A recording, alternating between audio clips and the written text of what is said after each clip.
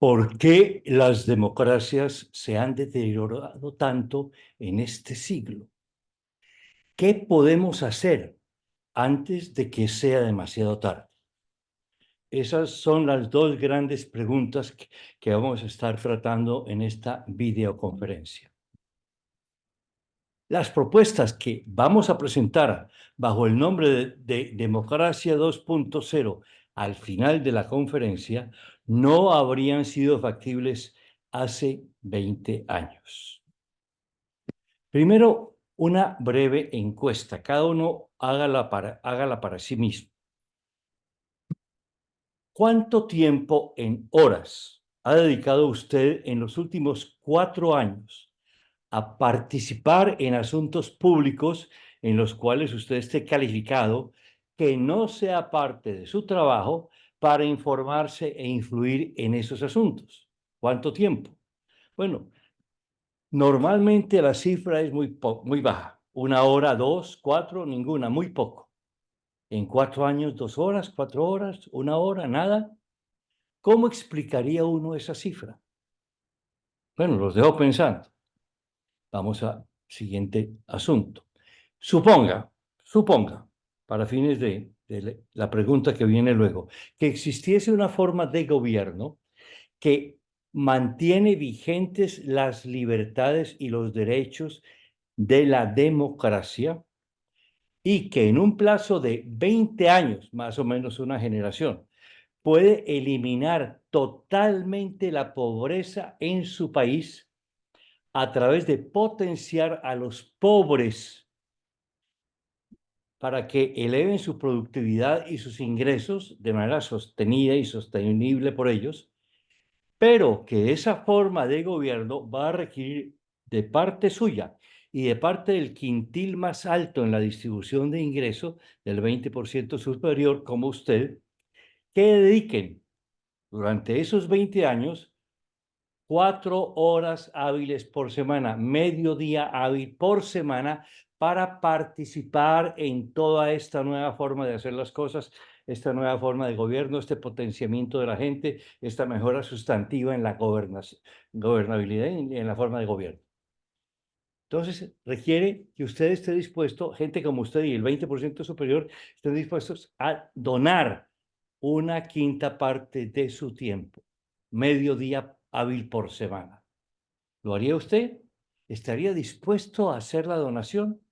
Bueno, explique su respuesta, sobre todo si ha dicho que sí, comparándolo con la respuesta que le dio a la pregunta inicial. O sea, hoy en día y en el pasado no ha dedicado casi nada y ahora estaría dispuesto a dedicar muchísimo más. ¿Por qué en la actualidad usted participa nada o casi nada en asuntos públicos en su campo de competencia y sin embargo estaría dispuesto a participar 100 o 1000 veces más en forma voluntaria en una nueva forma de gobierno que mantuviese las libertades y los derechos de la democracia y que eliminase la pobreza en su país en 20 años? ¿Mm?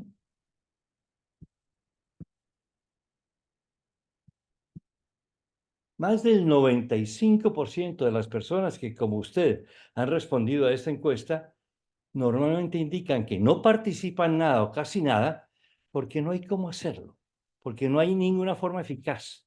Algunos dicen, tratamos una vez con una iniciativa u otra, pero al fin no resultó eso en nada. Fue pura bulla, no logramos nada. O a veces lograron algo temporal y entonces por eso no lo hacen. Pero si existiese ese nuevo orden político hipotético que yo menciono en la encuesta, pues creen que sí lo harían. Obviamente esto es solamente intención, expresan la intención de donar, de participar, bien. Pero añaden a continuación, no creen que ese orden político pueda existir. Vamos a hablar entonces del maldito nuevo orden mundial y la democracia 2.0. Mi nombre es Julio Sergio Ramírez Arango, tengo un doctorado en Economía Política y Gobierno de Harvard University. Soy profesor emérito de INCAE Business School y ahí aparece en la pantalla abajo mi correo electrónico para todos aquellos que a raíz de la conferencia quieran comentar algo sobre ella, sobre algún otro tema. julio.ramírez@emeritus.incae.edu. Bien. La democracia, el desarrollo y la prosperidad. Pensemos brevemente, imaginémonos un país en el cual, primero, la población disfruta de una alta calidad de vida o de bienestar humano que le permite a cada uno tener una vida que tenga significado y valor para él. Segundo, esa calidad de vida es sostenida por una economía productiva y competitiva a nivel global. Los recursos naturales son utilizados de manera responsable y sostenible a largo plazo. Opera en un entorno internacional favorable, siendo un socio responsable en la creación de bienestar para todo el mundo a largo plazo. Y cuenta con propias formas de gobierno que se sustentan en la participación libre, voluntaria, activa e ilustrada de la ciudadanía y en la solución pacífica y ordenada de los conflictos entre personas, organizaciones y sectores. Imagínese ese país en este momento. Imagínese que ese fuese su país. ¿Sería ideal? ¿Sería excelente? ¿Sería maravilloso? ¿Sería muy deseable? Bien, esto nos lleva a plantear las dimensiones claves para el desarrollo del bienestar en cualquier país. ¿Cuáles son? Son 5 dimensiones que hacen parte de una democracia próspera, pacífica y justa, y son las siguientes. Primero, el bienestar humano. Salud, educación, vivienda, eh, apoyo familiar, unidad familiar, seguridad, aprendizaje, todo esto en alto nivel. Ese es el propósito final de toda la sociedad, proveer, permitir que todos puedan tener un alto nivel de bienestar humano, dimensión número 1. Luego, para lograr ese bienestar humano se requiere una economía productiva, que es uno de los medios más importantes para sustentar ese bienestar que ahí hemos puesto en primer lugar. En tercer lugar, debe tener sostenibilidad ambiental, que es indispensable para que esto se sostenga en el largo plazo. Cuarto, con estabilidad y cooperación internacional que brinden un entorno pacífico y seguro. Por ejemplo, si vemos ahora el problema de Israel con la Franja de Gaza y el grupo Hamas, claramente tienen un problema muy severo en esa dimensión. Ahí la tienen muy, muy, muy grave, muy grave. Y quinto, gobernabilidad democrática, que es la que fija las reglas del juego para las otras 4 dimensiones dentro de principios democráticos. Bien. En esta conferencia y en este libro vamos a tratar solamente de la gobernabilidad democrática, no solo gobernabilidad, y ahora vamos a ver por qué. ¿Qué razones tenemos para ello? Primero, la gobernabilidad democrática es el fundamento para poder lograr los objetivos en cada una de las otras 4 dimensiones, pues establece las reglas del juego para el bienestar colectivo. Si vamos a jugar algo, vamos a hacer un juego, primero fijamos las reglas del juego antes de jugar para poder disfrutar del juego. Si queremos tener la vida en sociedad, fijemos cómo vamos a ordenar la vida en la sociedad para poder disfrutar de esa vida en sociedad. Es el fundamento que establece las reglas para las otras dimensiones. Además, es una dimensión poco conocida y muy poco atendida. Se discute mucho más acerca de cada una de las otras 4 dimensiones. Bienestar humano, educación, salud, vivienda, etcétera, montones. Economía productiva, ni qué decir, todo el tiempo estamos discutiendo de eso. Sostenibilidad ambiental, muy importante y muy discutida y analizada en este siglo. Estabilidad y cooperación internacional, todo el mundo estamos pensando en esto. Entonces, esta es poco conocida, las otras más. ha sido casi totalmente ignorada en los planes de desarrollo de los países y las regiones. Hay muy pocas iniciativas y generalmente son retóricas y pasajeras. Son lo que algunos llaman un saludo a la bandera. Además, esta dimensión de gobernabilidad está enfrentando una crisis muy profunda y creciente que puede llevar a nuestros países hacia la autocracia, bien sea la versión populista o la versión tecnológica. Ahora, algo muy importante, hoy en día, en este momento, puede ser reinventada con los conocimientos y medios disponibles ahora, en el año 2023, tal como se explica en detalle en el libro El maldito nuevo orden mundial y la democracia 2.0, disponible en amazon.com en varios formatos. Ahora, ¿por qué le he dado ese nombre al libro? Porque las opciones que quedarían si la democracia falla y no la renovamos profundamente serían dos tipos de autocracia: la autocracia tecnológica y la autocracia populista. ¿Cuál es la tecnológica? Bueno, la que está siendo impulsada bajo el nombre de Nuevo Orden Mundial, y sería lo que yo llamaría el maldito nuevo orden mundial.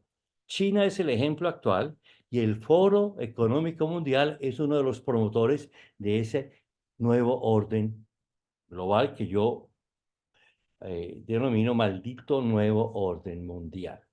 Esa es la tecnológica. ¿Y cuál es la populista? La que está siendo impulsada por el neomarxismo y genera el maldito nuevo desorden mundial, donde Venezuela es uno de los ejemplos actuales. Y la democracia 2.0 probablemente sería la única alternativa para no caer en alguna de esas dos versiones en 10, 5, 10 o 20 años en nuestro país. ¿Qué vamos a estar tratando acá? Muy brevemente me voy a referir al deterioro de los gobiernos democráticos, porque es un tema muy conocido, no requiere sino una ilustración breve para destacarlo. Luego entraremos en un tema que más bien es poco conocido, el problema de la complejidad creciente de las sociedades. Después examinaremos el problema de la concentración del poder y la desigualdad de recursos para la acción política, que es una consecuencia del primero.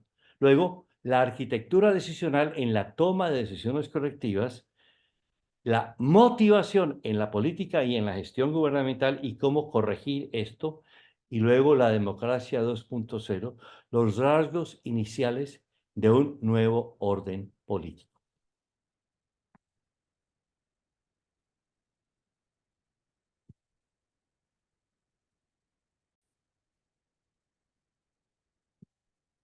El deterioro de los gobiernos democráticos. Esto será algo corto porque es muy conocido lo que está ocurriendo. Estas son cifras, por ejemplo, de un estudio de Latinobarómetro, que encontraron que el 25% de los ciudadanos estaban satisfechos con la forma en que se gobernaba su país en el 2021 y el 70% insatisfechos. Ahora, 20 años atrás, 39% habían reportado estar satisfechos y 56% insatisfechos. Entonces, la insatisfacción aumentó del 56% al 70% en esos 20 años, mientras que la satisfacción se redujo del 39% al 20%. Estas son cifras promedio de América Latina. Bien, entonces, por cada ciudadano satisfecho en el año 2000 había 1.4 ciudadanos insatisfechos, mientras que 20 años después, por cada ciudadano satisfecho, en 2021 había 3.5 ciudadanos insatisfechos. Aumentó significativamente la relación entre insatisfacción y satisfacción. Ahora, en esta misma encuesta se ve que entre el 2000 y el 2021, con ciertas variaciones a lo largo de los años, bajando a 16, 17%, subiendo a 21, 22%, el 21% en promedio en esos 20 años pensaban que su país se gobernaba para el beneficio de todos. Digamos, una quinta parte pensaba que el país se gobernaba para beneficio de todos, mientras que en el año 2000 el 63% de los ciudadanos pensaban que el país se gobernaba para beneficio de los poderosos y esa cifra subió al 73% en 2021. Entonces, mientras que los que creían que se gobernaba para bienestar de todos eran más o menos una quinta parte, aquellos que pensaban que se gobernaba para el bienestar de los más poderosos subió de un poco menos de 2/3 a casi las 3/4 para el 2021. Otros indicaciones del deterioro de la democracia. Muy altas tasas de abstención electoral con frecuencia superiores al 50% del electorado habilitado para votar y aún en casos de votación, en que la votación es obligatoria, aunque la votación obligatoria eleva ese porcentaje, como era de esperarse. Altos niveles de desconfianza en el poder ejecutivo y en el poder legislativo en casi todos los países. Esa desconfianza también, cuando uno ve las cifras, ha venido creciendo. Numerosos escándalos de corrupción en muchos países democráticos y los vemos por todas partes, casi que es material de todos los días en todas partes. Incluso no solo países democráticos en desarrollo, sino países democráticos desarrollados también está ocurriendo cada vez más. Además, las campañas electorales que se enfocan con casi todo el tiempo en que van a acabar con la corrupción y con la pobreza, nada pasa. La corrupción y la pobreza siguen a niveles muy altos. Además, las campañas electorales están plagadas cada vez más de violencia verbal y de ataques personales. Son a veces unos verdaderos lodazales en términos de los insultos, los ataques, el tratamiento que se dan. Es terrible. Tanto que muchas personas que podrían tener una participación muy valiosa en la política deciden no hacerlo porque no quieren sujetarse a ellos y a sus familias a ese trato indigno que ocurre en la lucha electoral. Muchos ciudadanos, con mucha frecuencia, terminan votando por el menos malo o votando contra el peor, nunca a favor de nada. Una altísima rotación de partidos políticos con todo tipo de promesas. Y cada vez es más común que ganen las elecciones candidatos y partidos que eran desconocidos para el electorado muy poco antes de la campaña electoral. Y hay una creciente capacidad de captura del Estado, el Ejecutivo y el Legislativo, y a veces hasta el Judicial, por partidos populistas, con ofertas que no se pueden cumplir. En síntesis, la democracia, como la estamos practicando, en este siglo cada vez se debilita y se deteriora más, no solo en los países latinoamericanos, sino también en países ya desarrollados en todo el mundo. Entonces, tenemos un fenómeno importante, grave y creciente deterioro de la democracia, con vaivenes, pero va perdiendo, va agravándose cada vez más este proceso. Bien, veamos un primer factor. Examinemos el problema de la creciente complejidad de la sociedad, para lo cual voy a utilizar una ilustración con la cual ustedes podrán entender de qué se trata esto. Imagínese usted en una intersección de dos calles, en una ciudad. Hay una intersección de dos calles. Entonces, yo quiero colocar el gobierno de la intersección. Bueno, el gobierno más sencillo, la forma más simple de gobernar la intersección es un letrero de alto o de pare que le indica a una de las dos vías que debe detenerse antes de continuar y continuar si no viene ningún vehículo en la otra dirección. Bien, bueno, esa es una solución bastante simple, bastante sencilla. Ahora, para que funcione esa solución, para que ese gobierno opere apropiadamente en la intersección, para que el gobierno de la intersección funcione, ¿qué requerimos? Muy sencillo, que el rótulo o letrero sea visible para los conductores de vehículos que tienen que atenderlo. Uno. Dos, que sea inteligible, que los que lo ven entiendan de qué se trata. Tercero, que los que están circulando y que deberían verlo estén pendientes de buscar el letrero. Al llegar a una intersección, buscarlo a ver dónde está, si ellos tienen que parar. Cuarto, que estén dispuestos a parar, a obedecer la señal. Y quinto, que el tráfico vehicular no sea excesivo. Bien. Digamos que está funcionando muy bien el letrero en un cruce, pero empieza a aumentar el tráfico en la intersección. Y digamos, en horas pico empiezan a hacerse en la calle que tiene que hacer el alto o el pare, se empiezan a hacer colas más y más y más largas. Bueno, ¿qué pasa a medida que se incrementa el tráfico? ¿Qué ocurre? ¿Qué efecto tiene el incremento del tráfico en el funcionamiento del gobierno? ¿Qué le pasa a esa intersección? ¿Qué va a hacer la gente? Muchos empiezan a meterse, a pasarse. Y al rato se arman unos enredos tremendos, accidentes, bloqueos, y se arruinó la intersección. En horas pico ya no funciona. El régimen que existía ya no es capaz de manejar ese aumento en la demanda de ¿qué? De autoridad eficaz en el cruce. ¿Verdad? Entonces necesitamos un régimen, una forma de gobierno más sofisticada. Un proceso que le indique a la gente lo que debe hacer en una manera más sofisticada. Entonces, podríamos pensar a una nueva forma de gobierno, el semáforo. Bien, el semáforo es una forma más sofisticada para la intersección y requiere más recursos. Es mucho más caro un semáforo que un rótulo. Además, requiere flujo eléctrico, postes, soportes y demás.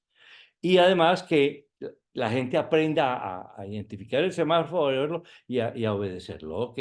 Entonces, va a requerir los requisitos, además de la inversión mayor respecto al alto, va a requerir que el semáforo sea visible, la gente entienda los colores, la gente esté buscando a ver dónde está, si hay semáforo o no, y que esté dispuesta a obedecerlo y que el tráfico no sea excesivo.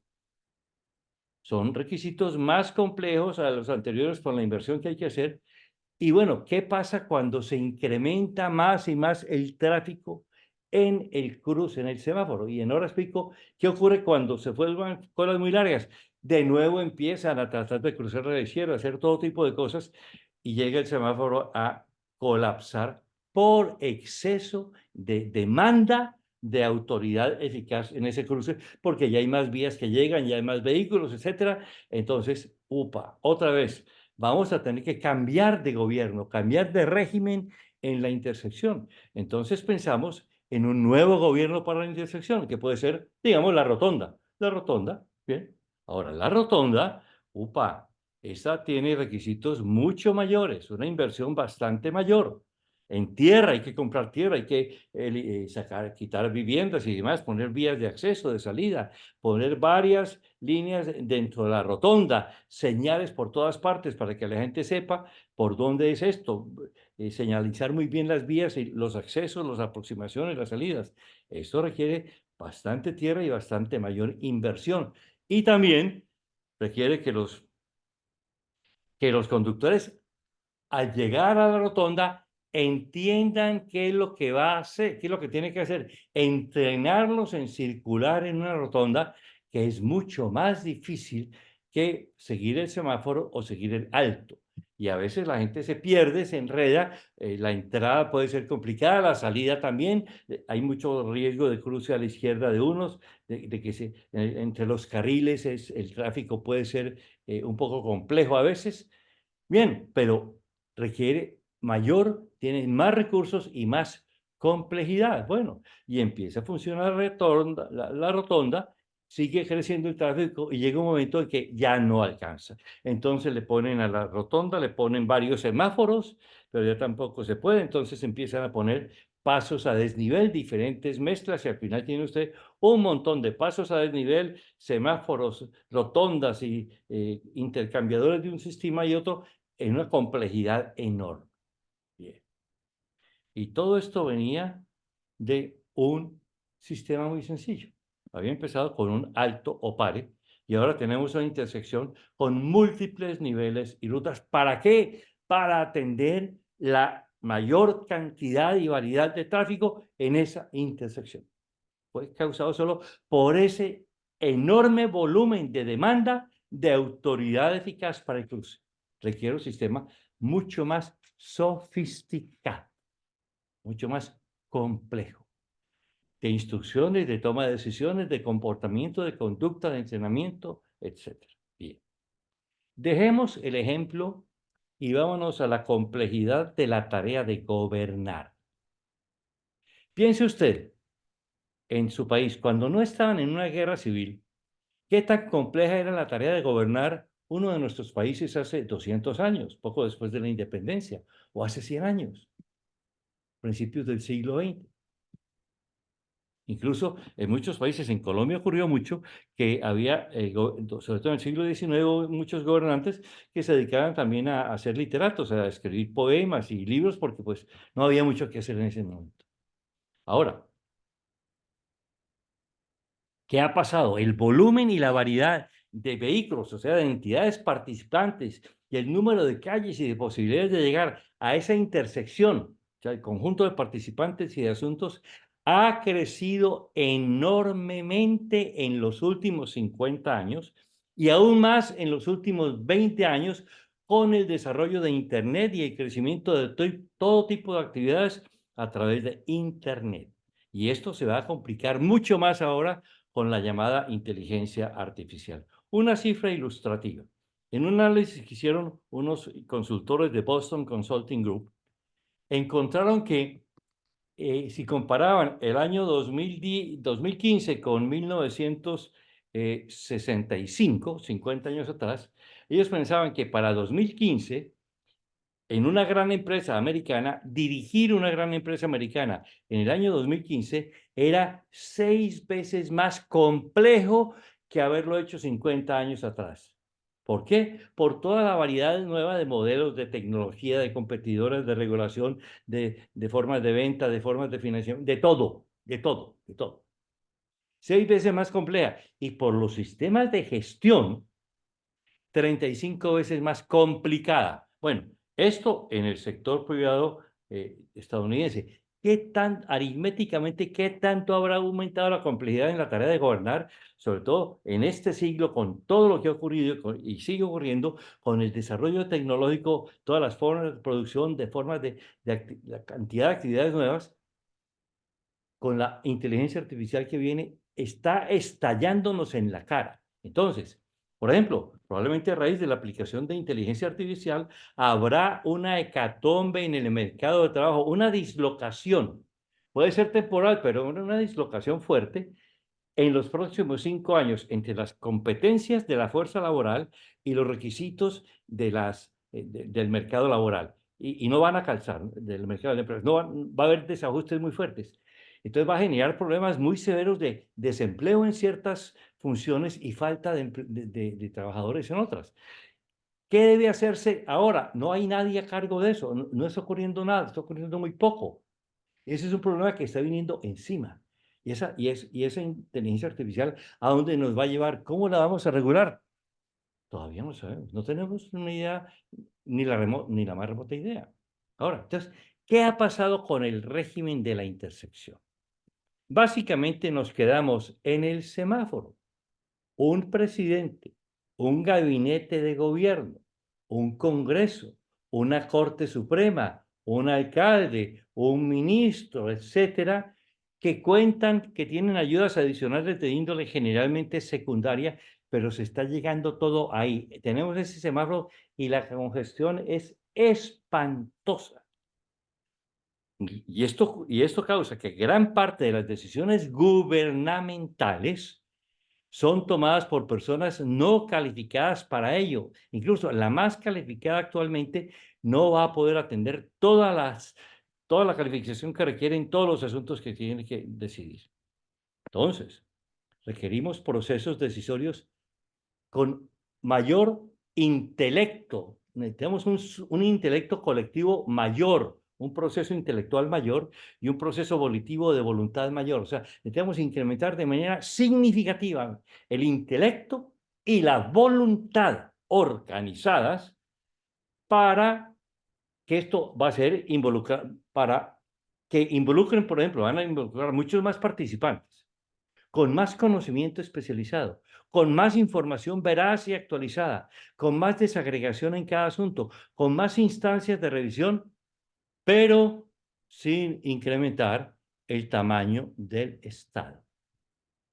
Ah, porque si no nos burocratizamos hasta el final.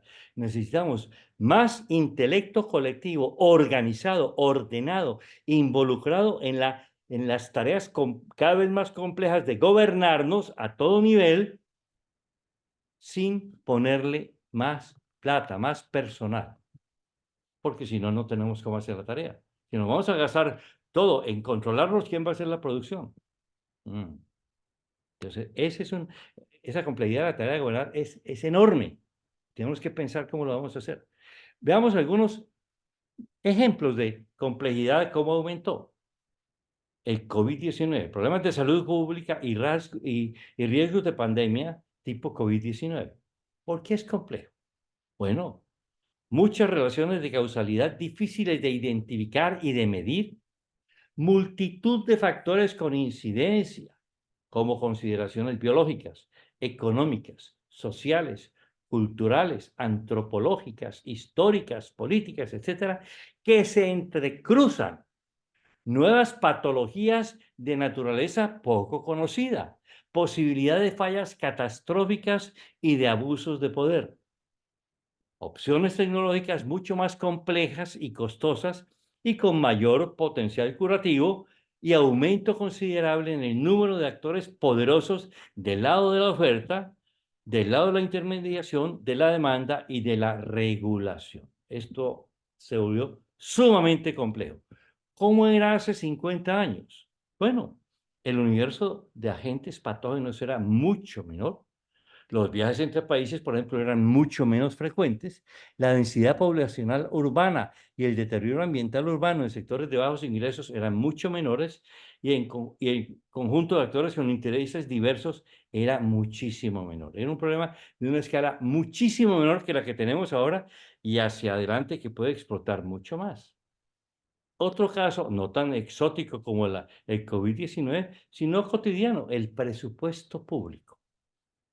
¿Sabe cómo deberían tomarse decisiones sobre el presupuesto público hoy en día? Deberían poderse examinar las opciones que hay para el gasto público, para la inversión y gasto público, y ordenarlas según el impacto que tienen en el bienestar colectivo, de acuerdo a las metas de gobierno, a las metas que tiene la nación y el gobierno para alcanzar, para maximizar la creación de valor público en las dimensiones de más alta prioridad. Eso no se hace, no se hace. Yo he hablado con más de un ministro de Hacienda en países latinoamericanos y dicen que eso es imposible. ¿Por qué? Bueno, la gama de opciones para el uso de recursos públicos es muy grande, casi ilimitada. Y los efectos de cada opción dentro de las opciones que pueden ser examinadas por los muy rudimentarios procedimientos presupuestarios actuales son muchos los efectos y afectan a muy diferentes intereses y su examen a fondo excede de manera geométricamente la capacidad de los procesos actuales para atender y examinar esto a fondo, de hacer el discernimiento adecuado y lograr alto impacto en la creación de valor público o de bienestar colectivo. Cuando usted ve el proceso presupuestario de análisis y debate del presupuesto en los congresos de nuestros países, es de horror, es de horror. Imposible que así estemos haciendo la asignación de nuestros recursos, los recursos más importantes del Estado, haciéndolo a veces a carpetazo limpio y sin saber, y bajo presiones, y al final lo que sale es una componenda de intereses y medio entender una causa u otra, y ahí salió. Cuando no simplemente se quedan con el presupuesto del año anterior mientras llegan a algún acuerdo, pero son acuerdos donde transan cosas en la medida del poder de los participantes. Ese mismo asunto hace 50 años. Bueno, el presupuesto era menos complejo por un presupuesto menor, por menos opciones, por mucho menor endeudamiento público, por un menor ritmo de cambio en la sociedad que implicaba menor ritmo de cambio de las actividades del gobierno y un menor endeudamiento público permitía mayor gasto. Tampoco era muy bien hecho, pero no tan mal relativamente como lo estamos haciendo ahora. Regulación de Internet. ¿Por qué es complejo? Por la enorme y casi infinita cantidad de actores que interactúan en muy diversas formas, con muchas posibilidades de creación y de destrucción de valor económico, de valor moral, gran impacto en el espacio de debate público y a veces impacto funesto y terrible, altas tasas de innovación. Eso le da la gran complejidad y creciente complejidad que eso tiene. Ese mismo asunto hace 50 años no existía, no había. Veamos, uso de plataformas electrónicas para ofrecer servicios, por ejemplo, tipo taxi, cualquier otro tipo, como Uber. ¿Por qué son complejos? Bueno, hasta ahora no lo han podido regular bien y juegan entre prohibirlo y permitirlo, o lo prohíben, pero se hacen los de la vista gorda y aquello todavía no se regula bien. Porque hay muy diversos intereses legítimos en juego. El proceso actual no puede incorporar actores nuevos con intereses diferentes y las implicaciones de cada posible solución son difíciles de entender y requieren conocimiento experto e información empírica que no está incorporada en el proceso decisorio. ¿Y hace 50 años? No había. Otro. Reforma del régimen pensional. Piensen en Francia hace unos meses en el lío en que estaba metido. Esta es una crónica de una muerte anunciada para todos los países. Esta va a venir. A unos les va a llegar más tarde o más temprano, pero ahí viene. ¿Por qué? ¿Por qué se podía prever? Incluso ahora se ve. Bueno, muy sencillo. Los sistemas de pensiones basadas en reparto, que es lo que recogimos, lo entregamos, no son sostenibles por la inversión de la pirámide poblacional y el incremento de la esperanza de vida. Los contribuyentes actuales que han hecho contribuciones por muchos años tienen expectativas muy legítimas sobre pensiones y muy altas sobre pensiones que no son financieramente viables cuando se vayan a jubilar sin crear grandes desequilibrios financieros. Y en este momento no hay ningún actor político que tenga legitimidad sostenible para atender ese asunto, ni existen procesos de discernimiento, debate, discusión, propuestas, negociaciones dentro de los procedimientos de las democracias 1.0 que permitan lograr una solución que atienda en el mayor grado posible las expectativas y permita modelar esas expectativas a todos los participantes. Simplemente no hay. No hay. Y hace 50 años, bueno, el sistema de reparto era muy sostenible con la pirámide poblacional de esa época y con la menor esperanza de vida de entonces. El proceso decisorio de esa época, la democracia 1.0, permitía pasarles la cuenta a las generaciones futuras sin que nadie o casi nadie se diese cuenta. Inteligencia artificial. Esto es grande. Son inimaginables las posibilidades de desarrollo de nuevas actividades de inteligencia artificial con gran impacto económico, político, humano, social, moral, físico, un gran potencial de concentración de poder en actores con altos niveles de conocimientos especializados. ¿Cómo lo vemos? ¿Serio? ¿Y hace 50 años? No había. Un último tema, la persistencia de la pobreza en entornos democráticos donde ya no debería haber pobres. Incluso están resurgiendo los pobres en Europa Occidental y en Estados Unidos. Por todas partes volvió la pobreza significativa a raíz del COVID. Y ahí se han quedado, y hay un montón de pobres. Ah, muchas experiencias fracasadas muestran que hay muchos factores desconocidos o no atendidos apropiadamente y que existen actitudes y motivaciones casi insuperables en muchos o en casi todos los países democráticos. Se requieren otras formas de entender los asuntos en juego y de crear procesos decisorios con mayor capacidad para lograr resultados, porque ya deberíamos lograrlos, haberlo logrado y no se ha podido. ¿Qué pasaba hace 50 años? Bueno, la pobreza era similar y porcentualmente podría haber sido aún mayor, pero la gama de actores organizados, involucrados en el tema, eran muchísimo menor antes que ahora y que lo que será en el futuro. Bien. Entonces, en síntesis, sobre el problema de la complejidad de la sociedad para gobernar. ¿Qué está ocurriendo? Nuestras sociedades son cada vez más complejas y por tanto más difíciles de gobernar para el bienestar de todos, pues hay una mayor variedad de qué? De actores, diferentes tipos de participación, un montón de actores, de formas de interactuar, de tipos de recursos, de formas de organización de las empresas, de formas de organización de las colectividades, de impacto favorable y desfavorable de las actividades humanas sobre la naturaleza, de formas de crear riqueza y de destruir riqueza, de formas de ayudar al ser humano y de hacerle daño en maneras muy diversas, increíbles, de manipularlo, etcétera, de formas de acumular poder económico y poder político, de conflictos de intereses, de tecnologías de producción, comunicación y transporte, etcétera.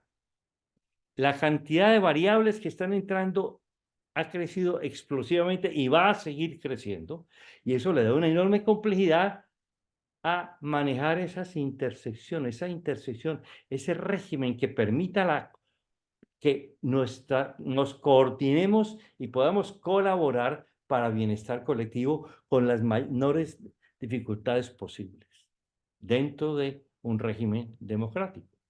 Entonces, es enorme y creciente, esta gran complejidad no puede ser atendida porque no lo está haciendo y no lo va a hacer por los procesos tan rudimentarios y elementales de las democracias 1.0, como lo hemos visto en casos reales como COVID y presupuesto público muy fuerte, que no tienen capacidad para gobernarla para el bienestar colectivo completo.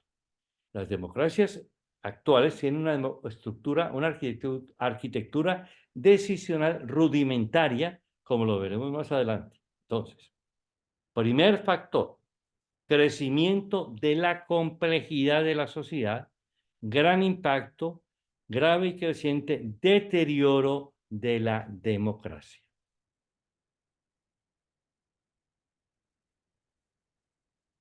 Vamos a hacer una pausa breve.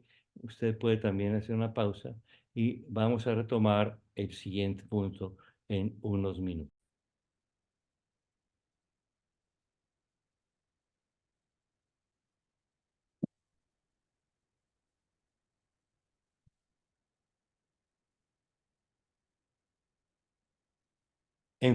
Vamos a tratar ahora del problema de la concentración del poder y la desigualdad de recursos para la acción política.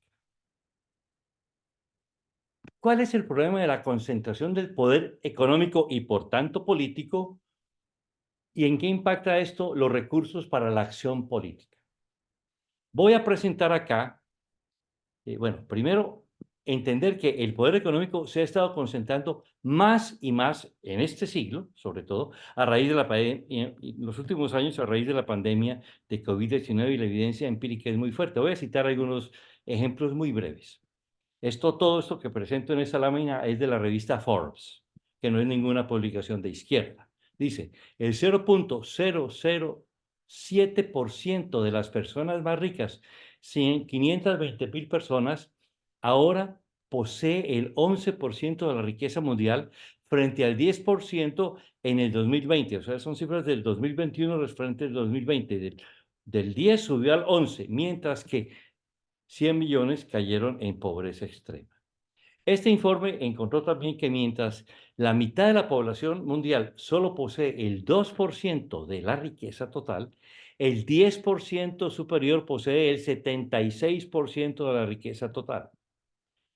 También Forbes incluyó un récord de 2.755 multimillonarios en 2021, con un valor combinado de 13.100 billones frente a los 8 billones del año pasado, billones de los nuestros.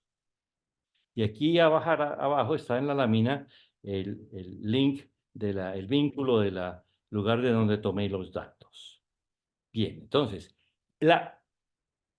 el poder económico se ha venido concentrando mucho en este siglo y lo impulsa mucho el desarrollo tecnológico, y después de la pandemia se aceleró todavía mucho más.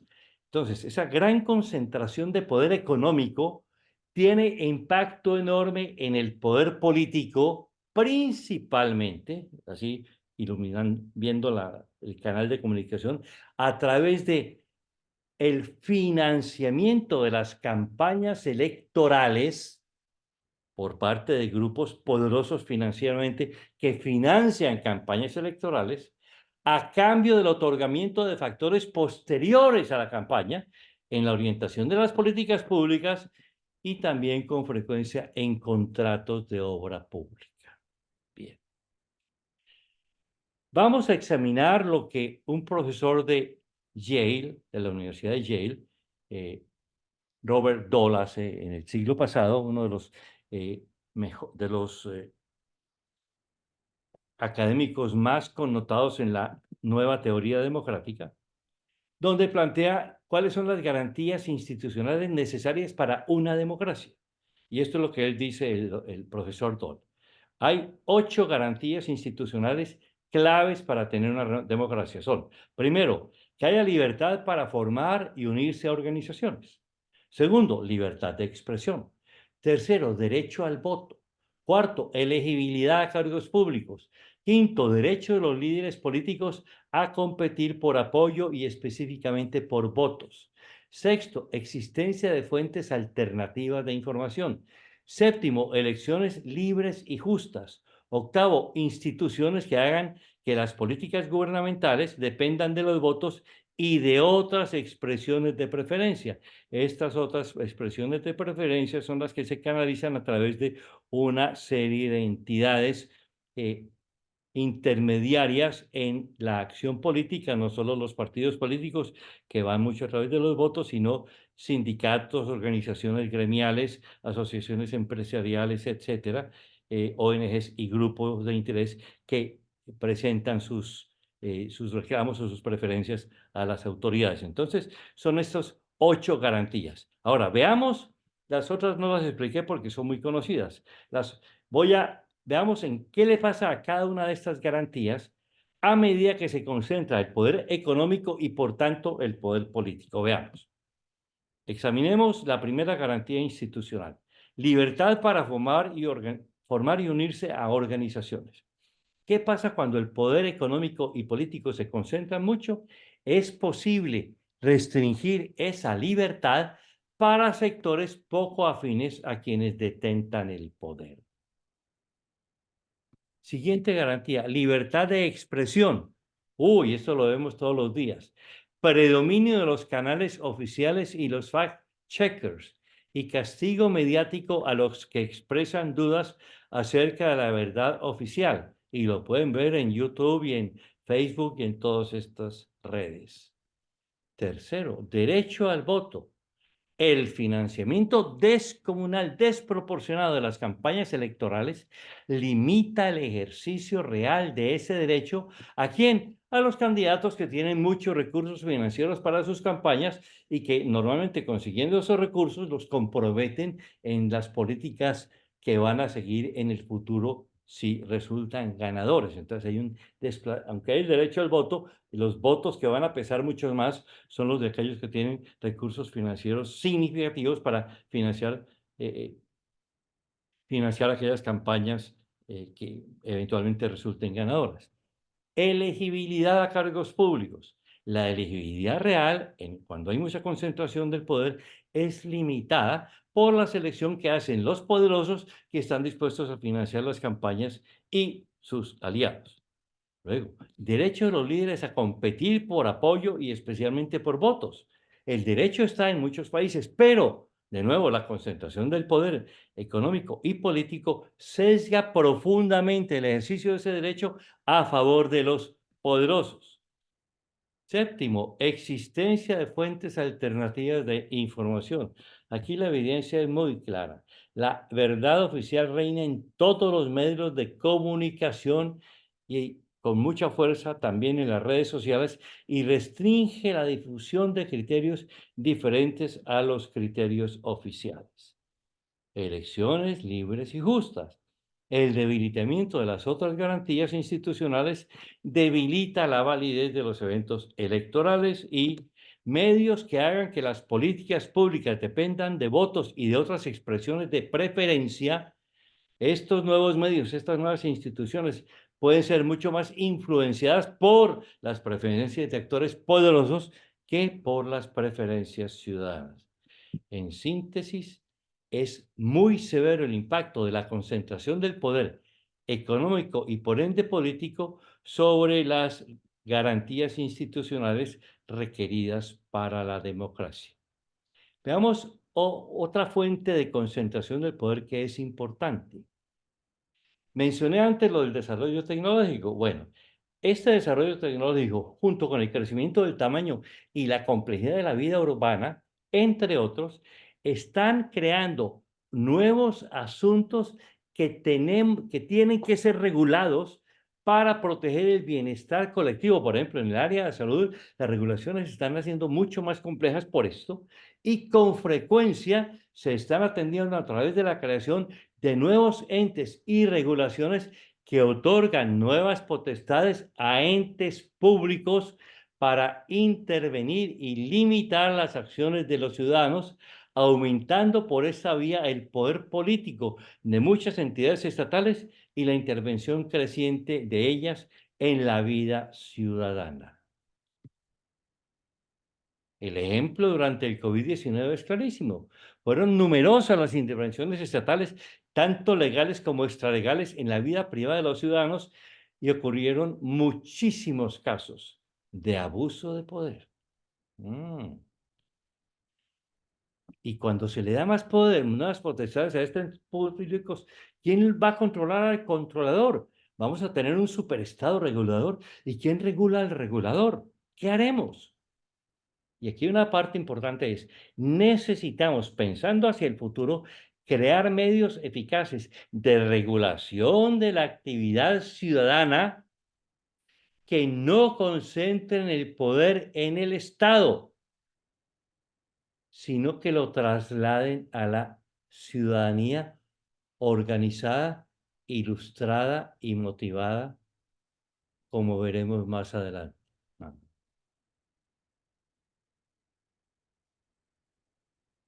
Entonces, ¿qué consecuencias tiene la concentración del poder?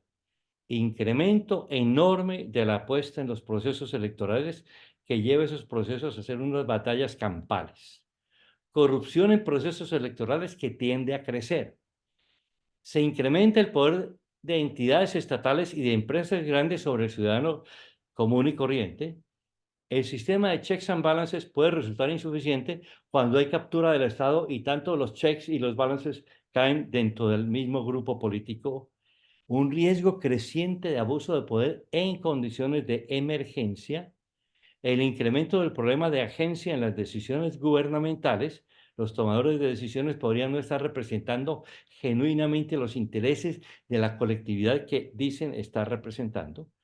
Se genera un grave desbalance de recursos entonces para la acción política a favor de los poderosos y la concentración del poder estatal como respuesta a nuevas necesidades de regulación nos genera todavía problemas adicionales. Entonces, tenemos un deterioro de la democracia por el debilitamiento de las garantías democráticas a causa de la enorme concentración del poder económico y por ende del poder político.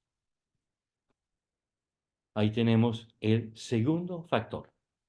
El primero, esto es mucho más complejo que antes. Y las cosas, necesitamos mucho más intelecto y mucho más capacidad de procesar todo esto. Ahora, concentración de poder que desbalancea terriblemente y que entonces nos puede llevar a que la democracia como existe refleje los intereses de grupos muy pequeños y caigamos en una dictadura de los poderosos. Aunque en apariencia es muy democrático, en la práctica no lo fuese así. Vamos ahora a examinar el tema de la arquitectura decisional en la toma de decisiones colectivas.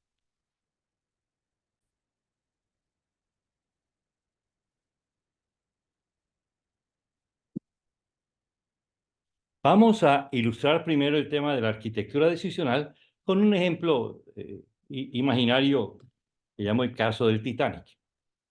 Imagínese que usted que estaba en abril de 1912 en el Titanic y está en una balsa, o sea, se logró trepar a una balsa y esa balsa tiene unos 16 náufragos y la balsa está ya al tope y están a punto de hundirse porque otros náufragos quieren subirse, pero ya la balsa no da mayor capacidad y el Titanic está ahí muy cerca y en cualquier momento se hunde y los puede atraer. La situación es gravísima.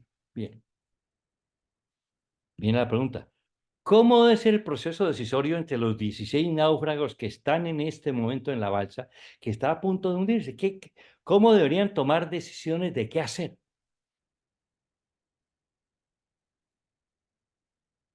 ¿Cómo sería? Nos ponemos a debatir y a discutir qué hacer, si dejamos subir menos gente o no, o si dejamos, o si más bien nos ponemos todos afuera de la balsa, agarrados al borde, soportando para que pese menos, y si haya más gente alrededor de la balsa no, no. ¿Qué nos pasaría si empezamos a debatir mucho? Pues que nos hundimos. El resto de la gente viene y nos hundimos. Entonces, ¿qué tipo de proceso decisorio queremos? No uno muy deliberativo, sino uno muy autocrático. Necesitamos que alguien, ojalá un miembro de la tripulación, ojalá si tiene alguna chaqueta o alguna gorra que lo identifique como tal, y ojalá que tenga una buena voz que se pare y diga, agarren los remos, indique la dirección y dice, a remar, uno, tres, uno, dos, tres, y de ritmo y empecemos a remar para alejarnos del lugar. Bueno, un sistema, un proceso decisorio muy autocrático, muy concentrado. No hubo ninguna discusión, simplemente vamos y vamos. Bien, digamos que nos salvamos y estamos la mañana siguiente, la misma balsa con los mismos náufragos y estamos, pero no a punto de hundirnos, estamos en medio del Atlántico Norte, sin una ola, el mar está tranquilísimo, si hay algunos bloques de hielo por ahí, unos bloques pequeños de hielo, si hay algunos bultos luego que quedó la víspera de la desgracia, hay un sol radiante y ahora somos los mismos, estamos en el mismo lugar, la misma balsa, y tenemos que tomar decisiones sobre, por ejemplo, cómo racionar el agua que tenemos. Tenemos unos par de bidones de agua, ¿cómo lo vamos a racionar? Y los alimentos, hay unos alimentos que se tienen, y cómo vamos a usar las frazadas. Y hay unas bengalas, ¿cómo vamos a usar las bengalas? Y digamos que el marinero de la vez pasada, de la noche anterior, dice, yo ayer los rescaté, yo ayer dirigí la salida, y yo soy el que manda acá, y yo voy a decir cómo racionamos el agua y los alimentos y todo. ¿Qué dirían ustedes? ¿Les parecería que el proceso autoritario de la víspera deberíamos aplicarlo ahí mismo? Probablemente dirían que no. ¿Por qué? Porque las circunstancias han cambiado.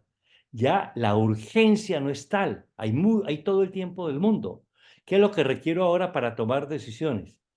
Para tomar decisiones acerca del agua, de las raciones de agua, yo necesito alguien calificado que sepa cuál es la mínima ración que se debe dar a un niño, a una señora, a un hombre joven, a un anciano, para sobrevivir.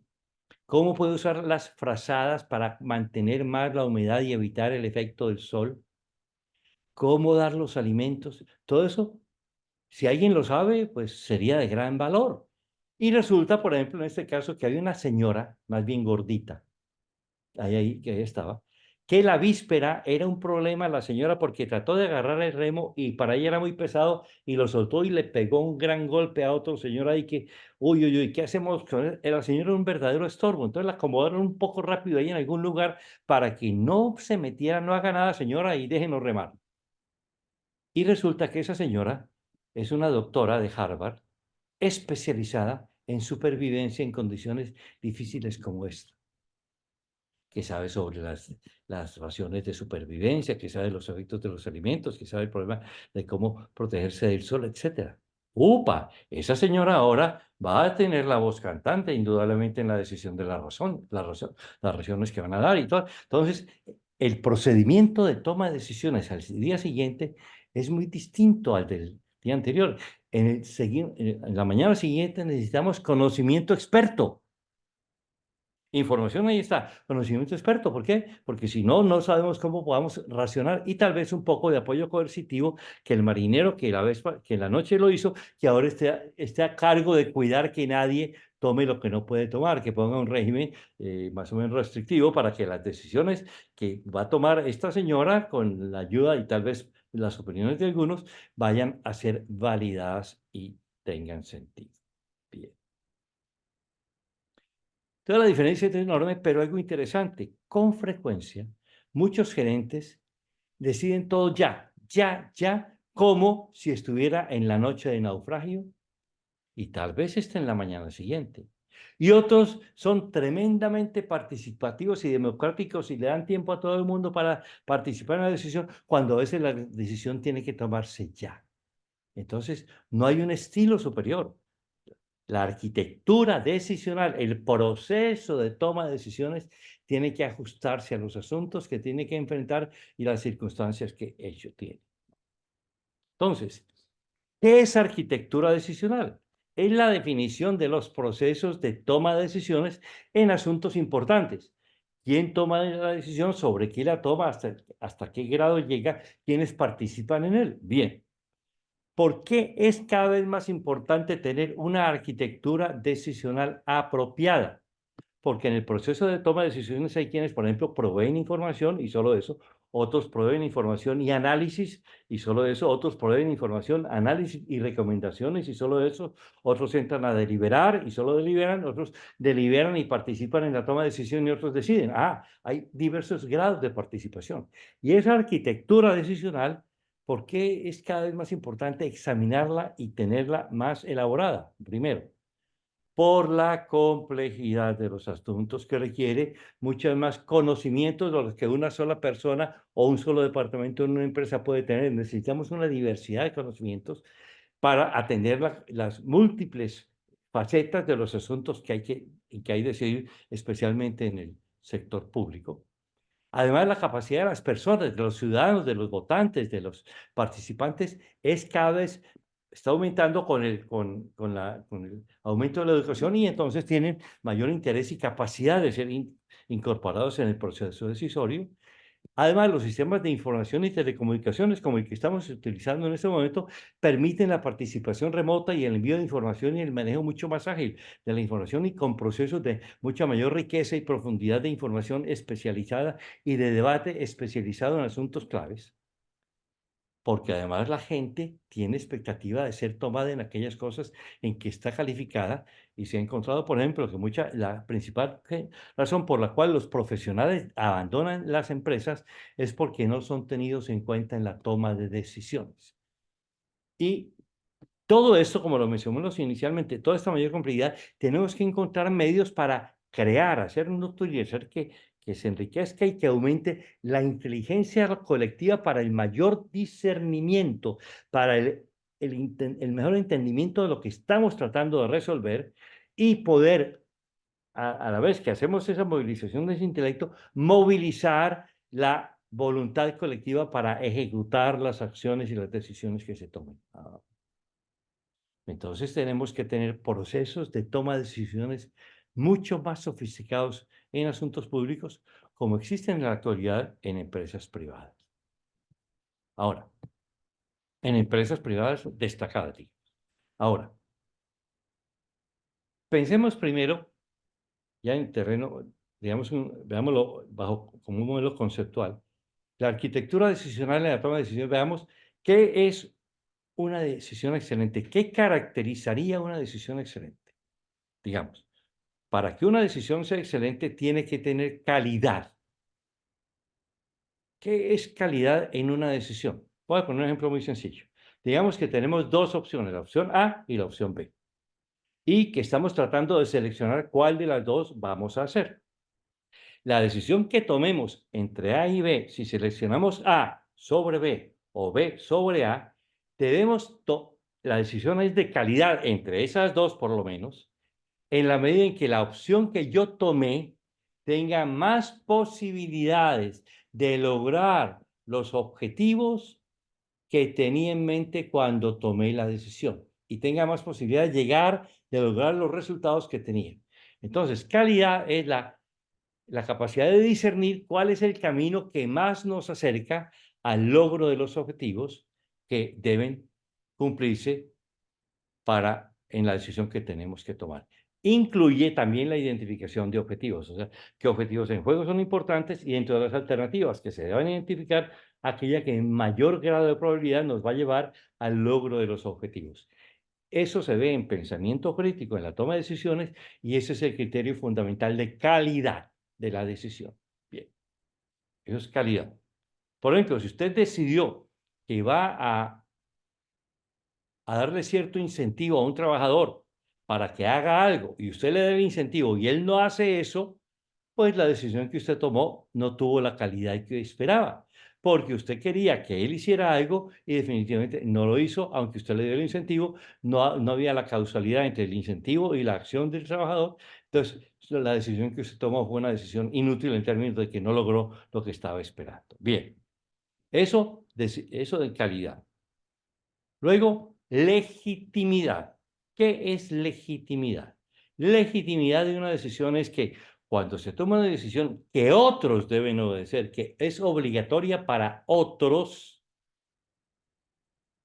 la legitimidad va a ser que los otros hagan lo que se espera lo que la decisión indicó. Ahora, hay dos tipos de legitimidad: la legitimidad jurídica y la legitimidad política. La legitimidad jurídica sale de seguir los procedimientos y las normas que existen para tomar esa decisión.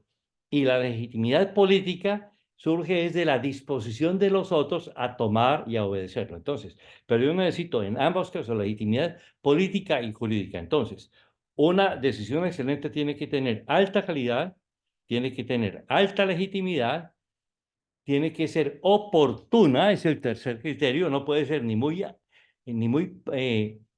tardía ni muy prematura. A veces es prematura y no se espera que evolucionen las circunstancias para tomar la decisión en un momento más apropiado o para tener suficiente información y poder decidir mejor. O a veces se atrasa mucho, entonces ya llega tarde y ya los efectos, ya lo que se quería lograr es imposible y surgieron dificultades mucho mayores. Debe ser coherente en términos del conjunto. Esa decisión debe ser coherente con otras decisiones conectadas con ella anteriormente, de manera que pueda mantener una marcha consistente de decisiones a lo largo del tiempo y no una serie de idas y venidas y de una desorientación total en la acción conjunta que se lleva. Debe también el proceso de toma de decisiones, esa decisión excelente debe permitir durante el proceso apoyar el desarrollo del nuevo liderazgo en cuanto a entrenar a la gente en la toma de decisiones, entrenar líderes nuevos para que vengan a decidir en el futuro y se aprenden a decidir participando en la toma de decisiones. Además, necesitamos que, como todo esto de participar y de los procesos decisorios cuesta dinero, que el costo total del proceso de toma de decisiones sea apropiado a la importancia y gravedad de la decisión que hay que tomar y que se mantengan los requisitos de confidencialidad requeridos. Bien, vamos, en esta ilustración solo voy a presentar con mayor detalle dos de los criterios que son los más comunes y más importantes, aunque no son los únicos: el de calidad y el de legitimidad. Vamos a ver en detalle en qué consiste y sobre todo y cómo se produce cada uno de ellos. Los otros los que están en detalle en el libro y las personas lo pueden ver con mucho más detalle allí.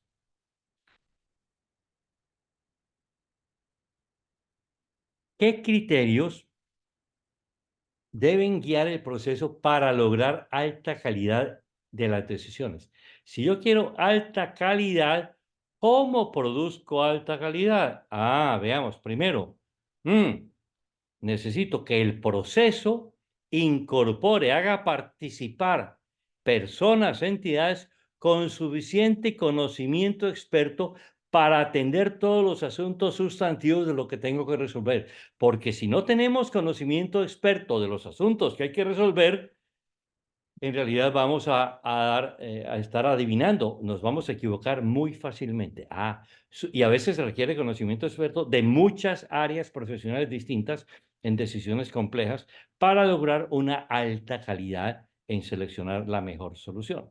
Luego, además de eso, necesitamos información sobre los intereses y las perspectivas de los asuntos que tenemos o el asunto que tenemos que resolver. Y esta información muy valiosa para combinarla con el conocimiento experto de los participantes. Luego, necesitamos tener datos, tener información veraz, actualizada y completa que permita con esta información y con este conocimiento experto un discernimiento ilustrado a fondo para poder resolver este asunto con una alta calidad, con una alta probabilidad de lograr los resultados que queremos con la toma de decisiones. Y finalmente, necesitamos que todo esto ocurra a través de un debate sustantivo, participativo, ilustrado, completo, que permita examinar a fondo todo lo que está ocurriendo, todo lo que podría ocurrir, evaluar alternativas y demás para llegar a tener una decisión de alta calidad. Estos son los ingredientes del proceso de toma de decisiones y de los participantes en el proceso de toma de decisiones y de la información que tenemos que tener en la toma de decisiones y la forma en que interactuamos en la toma de decisiones en ese asunto para lograr alta calidad en la toma de decisiones. Alta calidad no es infalibilidad, es una alta probabilidad de acertar, porque aún los más sabios se pueden equivocar, pero una probabilidad alta de lograr los objetivos que se tenían o que se tienen en mente en ese asunto. Vamos a ver un ejemplo de aplicar estos criterios en el proceso decisorio de COVID-19, tal como ocurrió, como sabemos que ocurrió desde lejos, pero uno tiene más o menos una idea de lo que allí pasó. Conocimiento experto. Cuando estaban tomando la decisión de encerrona, por ejemplo, en marzo de 2020, el presidente y el ministro de Salud y unos 4 o 5 o 10 especialistas que les ayudaron con algunas ideas de la OMS y demás, y dictaminaron que había que ir una encerrona y una serie de medidas más. El conocimiento experto que tenían era insuficiente en muchas dimensiones pertinentes, sobre todo todas las pertinentes al impacto en la pobreza y en la economía.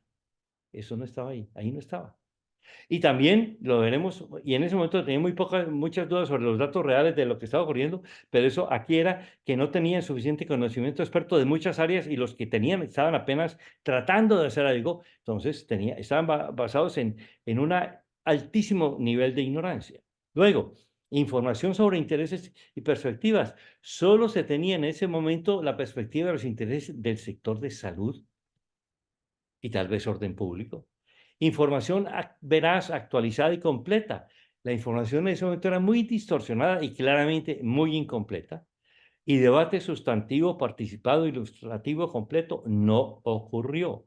Inexistente. Entonces, la decisión que tomaron en ese momento era de una calidad muy baja, con pocas probabilidades de lograr los objetivos que se tenían, teniendo en cuenta todos los objetivos que deberían ser incorporados. Entonces, sí lograron, por ese momento tal vez, frenar un poco frenar la pandemia, pero cuando uno examina el COVID-19, no en marzo de 2020, sino en octubre, noviembre de 2020, cuando ya había habido tiempo de incorporar suficiente conocimiento experto, de tener información más amplia sobre intereses y perspectivas, de tener muchísima información empírica actualizada y completa, y de abrir el debate sustantivo, participado, ilustrado, existían todas estas posibilidades de hacerlo 3, 4 meses después. Tampoco se hizo, se mantuvo lo mismo, a pesar de que existe evidencia de que todo esto podía lograrse con una ampliación importante del debate de los participantes, con algo muchísimo más amplio. ¿Y por qué no ocurrió? Porque ese proceso no existía, no había manera de hacerlo, no tenía cómo ocurrir y de hecho no ocurrió, tal como pasó. Veamos esto de calidad en el caso del presupuesto público, el presupuesto anual del Estado. En conocimiento experto, insuficiente en muchos asuntos claves. Cuando esto llega al Congreso, los congresistas y su gente tienen un conocimiento que no es suficiente en gran cantidad de asuntos claves incorporados en los pedidos presupuestarios. Información sobre intereses y perspectivas. surgen y predominan los intereses y perspectivas de actores políticos organizados y poderosos en el proceso legislativo y los otros quedan al margen. Información veraz, actualizada y completa. La que llega es muy incompleta y agregadísima. No hay manera de desagregar porque llega en un periodo muy corto de información que hay que decidir sobre miles de millones, un porcentaje muy alto del PIB, se ve en el presupuesto y estamos decidiendo entre 50, 100, 200, 300 personas en un mes o 2 meses. Eso no se puede, no tiene sentido. Y luego, debate participativo, sustantivo, ilustrado. No hay, no hay. Entonces, y esto ocurre todos los años. Entonces, la calidad de la decisión sobre el presupuesto público es muy mala porque el proceso que tenemos es muy rudimentario y muy agregado. Es del siglo XIX y tal vez del siglo XX en parte, pero el siglo XXI jamás. Eso no tiene sentido y ahí está así. Bueno, pasemos de la calidad a la legitimidad. Para lograr alta legitimidad, ¿cuáles son los ingredientes que tengo que ponerle al proceso para que tenga esta legitimidad? Uno, que intervengan los que tienen potestad formal para hacerlo. Que haya defensa de intereses legítimos desde la perspectiva de las entidades que están tomando la decisión. Que participen aquellos cuya participación sería, que van a participar y sería afectada por el papel que tengan en la ejecución y que se cumplan plenamente las reglas del proceso. Veamos en el COVID-19. ¿Cómo fue? Potestad formal. Sí hubo potestad formal, pero solo bajo régimen de excepción y después hubo muchas dudas de cómo se mantuvo ese régimen de excepción. Defensa de intereses legítimos, como dijimos, muchos no estuvieron representados ni al principio ni en los meses, nunca estuvieron. Eso se congeló y ahí se quedó. Participación en un papel de ejecución muy poca y muchos estaban aplicando cosas que no tenían ni idea y a veces estaban en contra de lo que estaban aplicando. Y cumplimiento de reglas de proceso, reglas muy poco claras o inexistentes. ¿Cuánta legitimidad tuvo? Política relativamente impuesta a la fuerza y y la jurídica también muy cuestionable. Ahora vamos al caso del presupuesto público. Potestad formal. Sí, generalmente es la potestad y está definida y la toma el Congreso porque así la tiene establecida. Defensa de intereses legítimos. Mayoría de intereses legítimos no están debidamente representados. Participación en la toma de decisiones según el papel clave que vaya a tener la ejecución. Muy poca o casi nula. Y finalmente, cumplimiento de reglas de proceso tienden a ser confusas y poco claras. Por tanto, la legitimidad actual del proceso decisorio del presupuesto público es muy cuestionable. Hay otras 5 características que no vamos a examinar, solo vamos a repetir: la de decisión oportuna, coherente con otras, apoyo el desarrollo del liderazgo futuro, tenga un costo de proceso apropiado a las circunstancias y se proteja la confidencialidad. No puedo entrar en el libro, están en detalle todos estos con ilustraciones y demás. Entonces, ¿qué podemos concluir sobre la arquitectura decisional?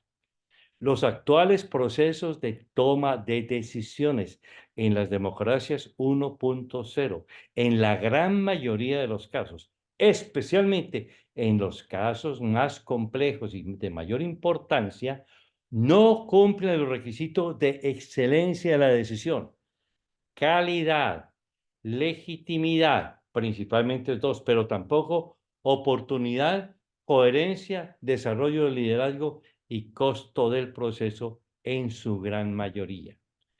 Porque son procesos decisorios muy rudimentarios, muy agregados, muy poco discernimiento calificado es aplicado. Hay poco debate participativo ilustrado. Hay dudas sobre la legitimidad jurídica y política de muchas decisiones. Muchas decisiones son inoportunas, con muchas decisiones que se contradicen entre sí y que son poco coherentes entre ellas, con poco atención al desarrollo del liderazgo futuro y a los costos de los procesos. Bueno, así son, no llenan esos requisitos. Bien, vamos a pasar, entonces tenemos una arquitectura decisional rudimentaria. Con esto ya son tres grandes factores que están afectando la toma de decisiones en la democracia. Veamos ahora el problema de la motivación en la política y en la acción gubernamental. Los gobernantes, los funcionarios y los ciudadanos. Bien, ¿cuáles son los tipos de motivación para hacer un trabajo? ¿Qué tipos de motivación hay que lo muevan a usted a hacer un trabajo? Entonces, ¿qué es motivación en una actividad? Es el proceso que determina la intensidad, orientación y persistencia del esfuerzo de la persona para alcanzar las metas de esa actividad. Proceso que determina intensidad, orientación y persistencia de la persona, del esfuerzo de la persona para alcanzar las metas de esa actividad. ¿Y qué tipos de motivación existen en el trabajo? O sea, ¿qué factores nos van a empujar para impulsar la intensidad, la orientación y la persistencia del esfuerzo? Hay motivación extrínseca, intrínseca e interna. ¿Cuál es la extrínseca? Es la más conocida y la más común. Es ¿qué recibo yo a cambio del trabajo? ¿Y en qué condiciones desempeño el trabajo? O sea, a mí, ¿qué me toca hacer? ¿Qué tengo que hacer? ¿Y qué me gano con hacerlo? ¿Y en qué forma lo hago? Eso es. Ese es muy importante.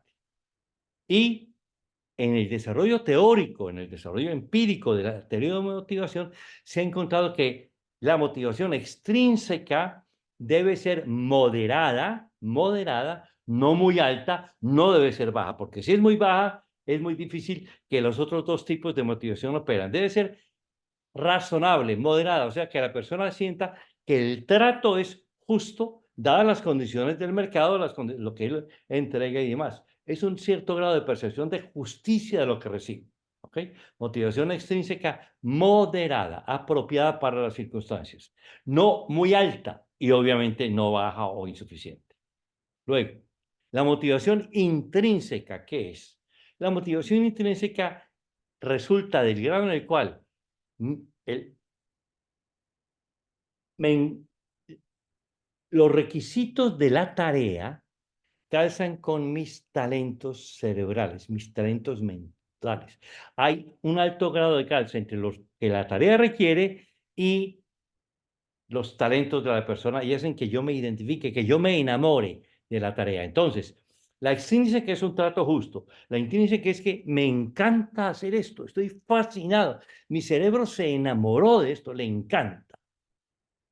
Y cuando le encanta, el tiempo fluye rapidísimo, rapidísimo. Usted no se cansa y además logra la excelencia, logra ir mejorando porque sus talentos, su cerebro está allá. Entonces, la motivación intrínseca más el ejercicio disciplinado producen desempeño excelente. Usted no logra desempeño excelente sin los talentos que salen, que son revelados en la motivación intrínseca. Y finalmente, motivación interna es, bueno, vale la pena que yo sea parte de esta organización, de esta comunidad, de esta sociedad. Es algo en donde yo quiero estar, yo debo estar. Me identifico con la organización, pertenezco a esta organización, a esta comunidad, ameritan que yo les dé mi mejor esfuerzo. Bien. Entonces, extrínseca es el trato que tengo que hacer a cambio de qué, en qué condiciones lo hago y si todo esto tiene sentido de justicia. Intrínseco es uso mis talentos y por lo tanto me enamoro y la tarea lo puedo hacer muy bien. E interno, bueno, esta organización, lo que hace, su misión y tal, ¿vale la pena estar acá? Bien. Entonces, pensemos ahora en la motivación Ahora, esto de la motivación lo discuto con mucho más detalle en el libro. Ahora no me da tiempo, pero hay una buena discusión de todos estos tres tipos de motivación y todos los factores que inciden en ella. Pero aquí es mucho más breve por razones obvias. Entonces, veamos la motivación de gobernantes. ¿Cómo estamos? En tanto, en la extrínseca es lo que él recibe por la tarea. La intrínseca es el grado en el cual usa sus talentos. Y la interna es el grado en el cual sus valores, principios y conductas están enfocados en la en creación de bienestar colectivo, que es lo que los gobernantes deben tener como motivación interna. Veamos, motivación extrínseca. Los resultados indican que para la mayoría de los gobernantes, no todos, pero la mayoría, la principal fuente de poder, de motivación, perdón, es el poder y los beneficios que de él se derivan y no el servicio público, no la vocación de servicio público de ayudar a su comunidad, de ayudar a su país. Principal motivación es poder y beneficios que de él se derivan. Segundo, en la intrínseca varía mucho. Esto puede variar mucho dependiendo de si hay calcio o no, y puede haberlos en muchos casos. No podría en la situación, esto no aparece como tal allí en la democracia 1.0 y no habría, y variaría mucho entre uno y otro.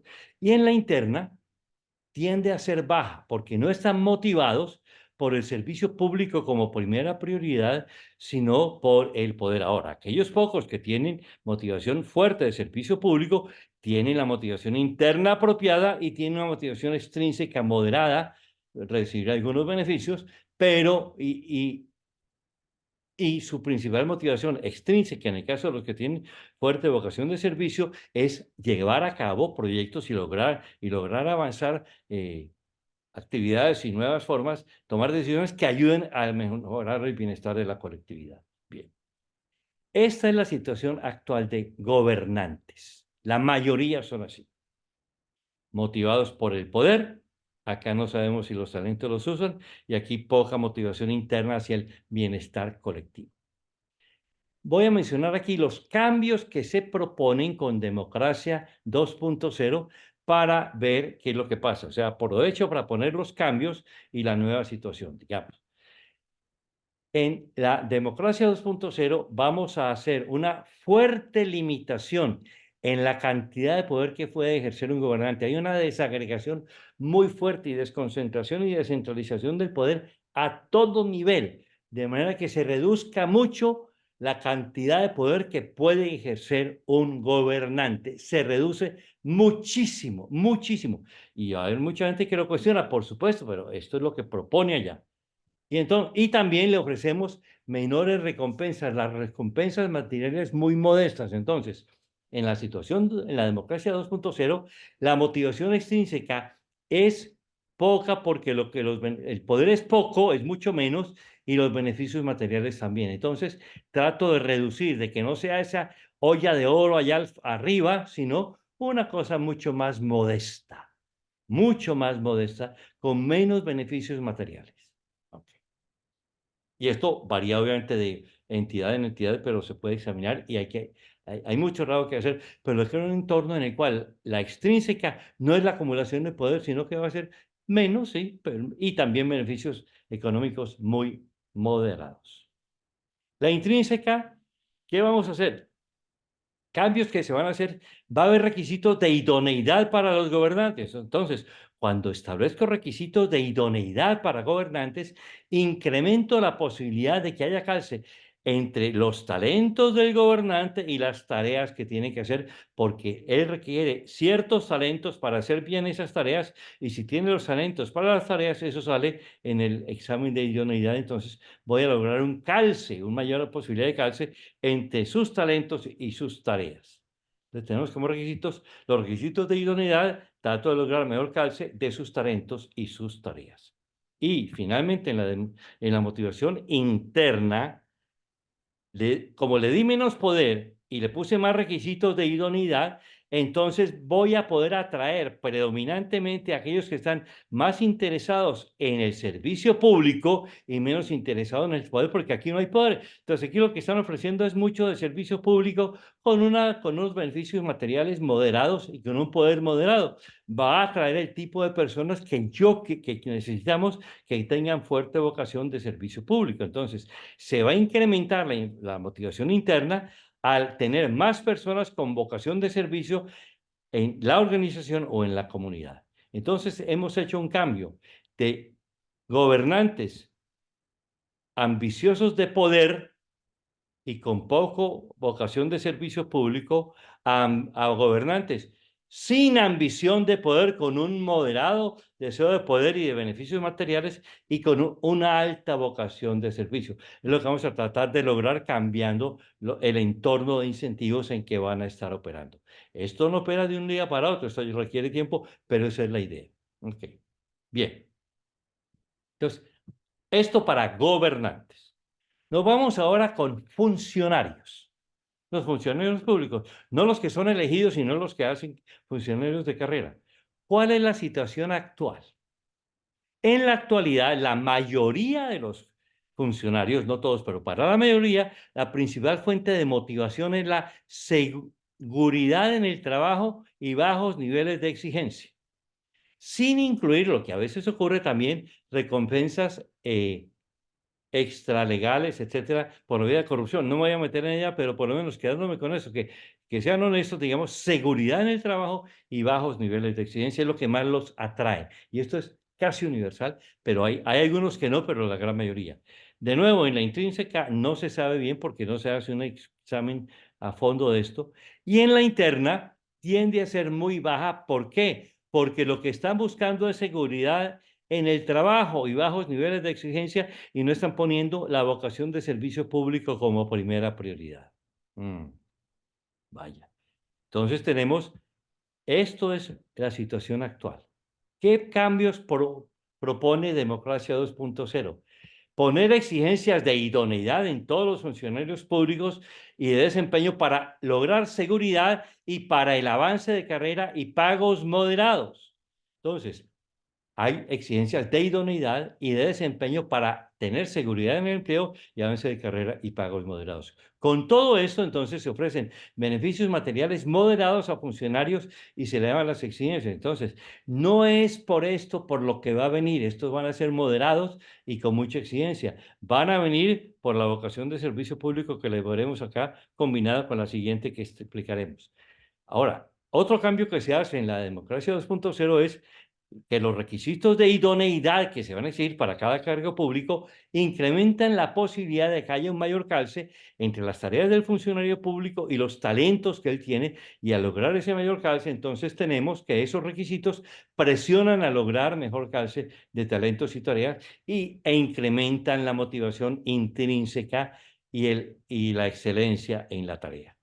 Y finalmente, en la motivación interna, hemos puesto más requisitos de idoneidad y desempeño, aumentando el peso relativo de la vocación hacia servicio público y reduciendo los pagos que se hacen por el servicio. Entonces, voy a traer gente predominantemente interesada en el servicio público. Se incrementan los funcionarios con vocación de servicio en la organización y en la comunidad. Entonces, tenemos de estos que de inicio, de unos que estaban pensando en su seguridad del trabajo y bajo nivel de exigencia, a fuerte vocación de servicio público y a uso de sus talentos, con beneficios materiales moderados. Esto tampoco se hace fácilmente, pero esta es la dirección del cambio para modificar que la mayoría sean así a que la mayoría lleguen a ser así. ¿Y qué pasa con los ciudadanos?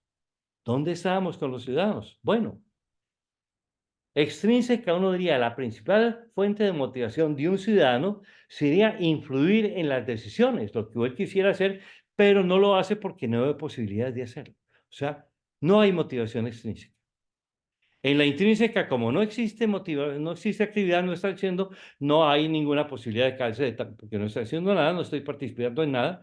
Y en la interna es baja, ¿por qué? Porque ya participo muy poco. La gran mayoría se sienten frustrados por la falta de posibilidades de influir y participar genuinamente. Entonces, van a votar, medio se informan, pero es el ciudadano apático. Acá tenemos al ciudadano apático que hace poco o casi nada, incluso que se siente que hay gran participación porque fue a votar en las elecciones, lo cual en términos corrientes parece ser muy altos, pero en términos de lo que eso significa es muy superficial. ¿Qué cambios se van a hacer? Con una modificación enorme en los procesos de toma de decisiones y en la arquitectura decisional de las entidades públicas y de los medios organizados ciudadanos para participar en las instituciones públicas, vamos a crear muchísimas posibilidades reales de participar para influir en asuntos en que el ciudadano tiene capacidades e interés en hacerlo. va a haber manera ordenada y organizada que él se pueda vincular a esto, y entonces esas oportunidades de participar e influir van a elevar la motivación extrínseca. Él va a querer influir porque encuentra que hay forma de hacerlo. Hay forma de hacerlo en aquello que tengo capacidad. Esto en el libro se explica con mucho detalle. Luego, en la intrínseca, como cada ciudadano elige participar en los asuntos en los cuales está calificado, sus talentos van a calzar con las tareas y vamos a tener un incremento en la motivación intrínseca en el uso de los talentos, y ese alto calce le va a producir un nivel alto de satisfacción y de excelencia en su trabajo. Y finalmente, la motivación interna, antes no había posibilidad, ahora hay muchas posibilidades para participar e influir, y esto alimenta su vocación de servicio público, que va a ser alta en la medida en que esas actividades en que participa creen bienestar colectivo. Entonces pasamos de un ciudadano apático que a veces participa y que no se siente con mucha capacidad de tener mucha influencia, en un ciudadano vinculado, participando, influyendo, con un interés fuerte en los asuntos colectivos. Un ciudadano realmente que se puso la camiseta, pero una super camiseta, de la apatía a una participación ordenada, intensa, calificada y de índole casi permanente.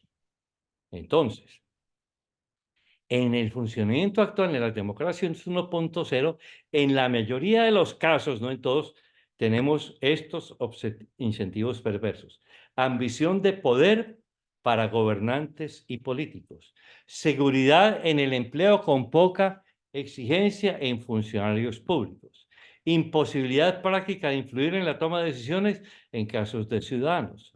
Esos incentivos, de hecho, impiden que se pueda lograr el propósito fundamental de la democracia, que es impulsar el bienestar colectivo a través de la vocación de servicio público en las tareas de gobernantes y funcionarios y la participación activa, ilustrada y voluntaria de los ciudadanos. Y esto lo podemos lograr con las reformas de la democracia 2.0. Entonces, este es el cuarto jinete del apocalipsis. En este ya hemos hecho alguna mención importante de cómo se enfrentaría, porque es mejor para poder ilustrar los cambios de sistemas de incentivo y no estar repitiendo. Entonces tenemos la gran complejidad que va a seguir creciendo mucho más, la concentración de poder que va a seguir aumentando, la arquitectura muy rudimentaria y los sistemas de incentivos perversos nos están generando esta grave y creciente deterioro de la democracia. Y entonces, ¿qué vamos a hacer? Bueno, tenemos que pensar en cómo crear una nueva república. Nos han dado una gran oportunidad. Pensemos que la fuéramos a diseñar desde el principio, desde cero. Pensemos en cómo serían los procesos de toma de decisiones en asuntos públicos y las potestades de los tomadores de decisiones y la participación ciudadana, conociendo lo que ha ocurrido y lo que está ocurriendo en el mundo en este momento. Si fuéramos a inventar esa nueva república, y una nueva república muy democrática, con la población, los recursos, los problemas que existen hoy, queremos una verdadera res pública, cosa pública en el sentido etimológico, una forma de organización política de la colectividad que permita que sus habitantes tengan un alto grado de bienestar sostenible en todo sentido. Primero, ¿cómo sería ese país ideal? Ya lo visualizamos en 5 dimensiones anteriormente. ¿Cómo estaría organizado y gobernado? Es la dimensión de gobernabilidad democrática que estaremos examinando en la propuesta muy brevemente ahora, y cómo llegar allí, la transición que también estaremos mencionando. Entonces, entramos a la democracia 2.0 con los rasgos iniciales de un nuevo orden político.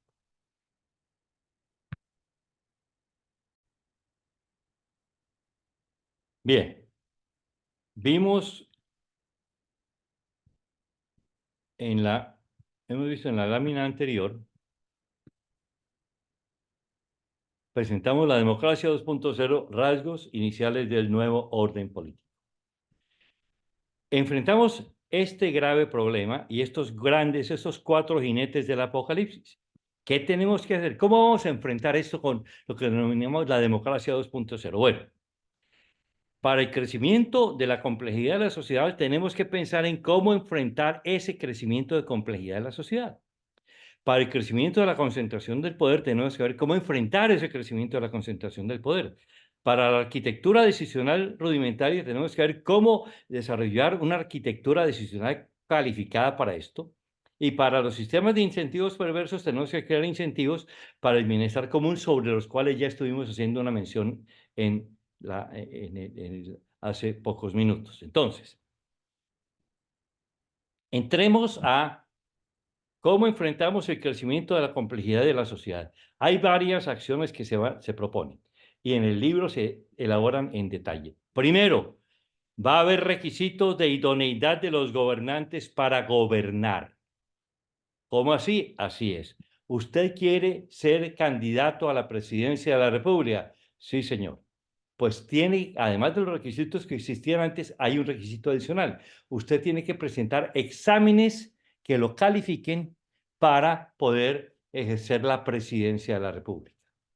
¿Y cómo hago con los exámenes? En Internet está toda la información. Busque y está toda y es gratis. Toda la formación es gratis. Y hay conferencias, y hay cursos, etcétera. Todo eso gratis para prepararlo a usted para pasar el examen de idoneidad para ejercer de presidente. Ah, no, usted quiere ser alcalde de la ciudad capital. Hay exámenes para eso. Usted quiere ser diputado. Hay exámenes. Para todo cargo público de elección o de nombramiento va a haber exámenes de idoneidad periódicos de los gobernantes para gobernar. Este es un elemento importante para enfrentar la complejidad. No es el único, pero este empieza a pesar significativamente en la tarea. Tenemos gente calificada para atender eso, mucho más calificada que anteriormente. Segundo, otra área muy importante, idoneidad de los electores para elegir. Upa, sí, también. ¿Y eso cómo se va a hacer? Principalmente a través de educación cívica. ¿Cómo así? La democracia 2.0 va a empezar con la educación cívica significativa, masiva, impresionante, que va a lograr que en los 12 años de educación primaria y secundaria, una vez que los estudiantes terminen secundaria, todo graduado de secundaria tiene el nivel de conocimientos y el desarrollo de actitudes y valores apropiados para el ejercicio responsable de la ciudadanía, para conocer sus derechos, sus obligaciones, conocer la estructura del Estado, y cuando está evaluando una campaña presidencial puede hacer las preguntas inteligentes y entender si le están engañando o no, y no dejarse llevar de los populistas.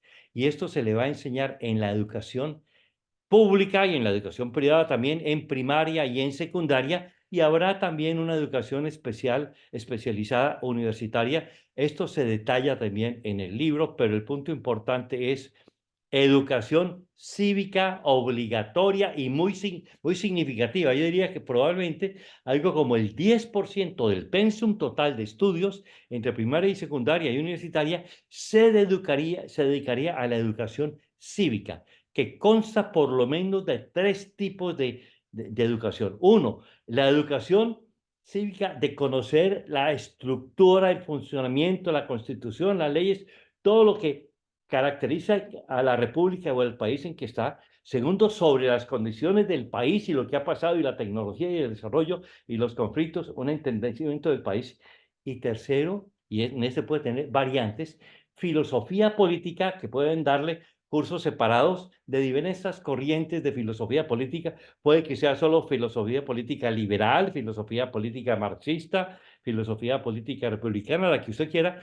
Entonces se le va dando y el estudiante tiene 2 áreas de conocimientos sustantivos muy precisos y una de desarrollo también de actitudes y de valores. Y la de filosofía puede escoger cuál orientación filosófica va a estar tomando. Y todo esto es trabajo que hay que hacer muy elaborado, porque queremos que terminada la secundaria estén altamente calificados para ser electores con idoneidad. Y en la transición van a irse creando algunos requisitos, pero obviamente mucho menores, y se va a hacer procesos de educación cívica de adultos en el mayor grado posible, y esto ajustado a las circunstancias de cada país. Pero esto va a estar entrando con fuerza en 12 o 15 o 20 años, pero Al principio va a ser mucho más gradual y después va a ser más intensa. Pero estos dos requisitos son enormes, estos dos reformas grandes son enormemente importantes y arrancan en la educación cívica. Luego, algo que atiende simultáneamente el problema de la complejidad y el problema de la concentración. Es especialización, descentralización de tareas y desconcentración del poder político. La desconcentración del poder político ayuda a enfrentar el crecimiento de la especialización y descentralización de tareas ayuda a enfrentar el problema del crecimiento de la complejidad y la desconcentración del poder político ayudan a enfrentar el problema del crecimiento de la concentración del poder. Les voy a poner un ejemplo que es importante para entender, que tiene que ver con desconcentración del poder, con descentralización de tareas y desconcentración. Por ejemplo, las escuelas públicas. En la mayoría de los países, las escuelas públicas son administradas por el Ministerio de Educación o alguna dependencia pública. ¿Quién nombra a los directores de las escuelas públicas? Una entidad gubernamental. ¿Quién debería nombrar en la democracia 2.0 a los directores de las escuelas públicas? La Junta de Padres de Familia de cada escuela pública, que estarían calificados para seleccionar, para discernir, para controlar y para determinar el mejor director que puedan tener y a los profesores. En vez de que sea una entidad gubernamental que tiene la compleja tarea de resolver 40 o 50.000 nombramientos, aquí cada junta tiene un director que resolver, un director que nombrar y que darle seguimiento con muchísimo conocimiento, muchísima vocación, muchísimo interés y con muchísima mayor probabilidad de seleccionar y de mantener un mejor director que este. Y con algún apoyo de expertos en el caso de los grupos que no tengan un conocimiento propio, de algún entrenamiento general fácil para las juntas de padres de familia. Eso ilustra cómo se pueden descentralizar las tareas, desconcentrar el poder político, enfrentando tanto la concentración del poder como la complejidad y resolviendo de forma, pero diáfana, maravillosa, el problema de la calidad de las escuelas públicas, incorporando a la comunidad a través de la comunidad directamente y la Junta de Padres de Familia en la gestión de cada escuela. Ah, es otro mundo, ¿verdad? Sí, bien, sigamos. Luego, las entidades públicas se dedicarían estarían más a cargo de regular y de promover, de regulación y promoción, que de producción. Esto tiene un debate largo y se discute mucho en el libro, pero claramente es para especializarlas en esas tareas que son las de alta complejidad de regulación y de promoción. Y la tarea de producción se la deje a la sociedad. La sociedad se dedica a producir todo lo que requiera y el gobierno a regular a promover y a alguna protección de sectores vulnerables, que es parte de la regulación necesaria que tiene que hacer y que tiene mucho sentido. Bien. Luego, en la arquitectura decisional desarrollada, aquí se habla también en el libro un trabajo grande de arquitectura decisional en cada entidad pública y en cada instancia, en cada medio de participación ciudadana, para ir estableciendo procesos de toma de decisiones que logren los requisitos de calidad, legitimidad, oportunidad, etcétera, que mencionamos y que permitan atender esos problemas que están dándose todo el tiempo, unos de gran complejidad, otros de poca complejidad, unos que ocurren muy pocas veces, otros que ocurren continuamente, y esa fase transversal, esa recomposición de la arquitectura decisional que transforma enormemente la estructura estatal y crea una nueva forma de participación ordenada, calificada, sistemática de los ciudadanos que quieran hacerlo en los asuntos públicos. Y luego, todo el trabajo de motivación de gobernantes, funcionarios y ciudadanos, que ya les mencionamos y que recuerdan cuando mencionamos que había estos requisitos de idoneidad que van a ser muy fuertes acá para tener sistemas de incentivos para el bienestar común. Y todo esto requiere participación ciudadana, voluntaria, ilustrada e intensa. Que mucha gente esté dispuesta a participar. ¿Cuánta? No sé, pero yo diría por lo menos un 10% de la población y tal vez más quiere estar regularmente y de manera importante, con conocimiento, con disciplina, trabajando y a través de toda esta estructura que se crea para que lo puedan hacer, que son los que van a permitir enriquecer y lograr todos estos resultados para finalmente enfrentar, hacer todo el reto de la idoneidad, el reto del poder y el reto de la estructura. ¿Y cuál sería el efecto final que tendríamos de aplicar esto al menos durante una generación? ¿Cuál sería el resultado 20 años después de esto? Si aplicamos esto, dentro de 20 años, de aplicarlo, tendremos un régimen muy competente, un régimen necesariamente honesto por todo lo que tenemos para vigilar y para seguir, un régimen tremendamente participativo, un régimen muy estable y no con esas vaivenes de política. Aquí habría una mayor, y en los procesos de toma de decisiones se ve que se rompería aquellas discontinuidades electorales, habría elecciones, pero no con eso de que jugamos todo a una sola oportunidad en un día de elecciones, a ver si ganamos o perdemos. Eso desaparecería claramente de todo el escenario electoral, aunque habría elecciones, sería un proceso muchísimo más participativo, elaborativo, de discernimiento y de debate y de participación, y un régimen mucho más justo en la medida en que somos capaces de alcanzar la justicia. Si tenemos esto y durante 20 años tenemos los ciudadanos dedicados a construir un mejor futuro para ellos y para sus familias, con estas reglas de juego en las cuales ellos están participando y activamente creando y demás, y aplicando, ¿cuál va a ser el resultado? Una sociedad pacífica, libre y próspera. Los primeros pasos serían la divulgación y el debate público, creación de asociaciones cívicas de apoyo a este tipo de procesiones, elaboración de planes para el inicio de reformas constitucionales, etcétera. Como esto va a tomar mucho, ¿qué debemos hacer ya para incidir en decisiones gubernamentales? Bueno, eh, una agenda de promoción. En las primeras, cada asociación cívica de apoyo a la democracia incluya lo siguiente: formar líderes cívicos, que eso es clave para ello. Trabajar inicialmente a nivel de gobiernos locales, de juntas locales de gobierno y de entidades públicas locales, porque es más factible tener resultados medibles a corto plazo. Seleccionar asuntos de agenda de acción inmediata en los cuales se quiere influir por su importancia y por su urgencia. Y un plan de acción para cada asunto. Iniciar la ejecución de cada plan y darle seguimiento e ir incluyendo gradualmente más asuntos y luego actuar a niveles superiores.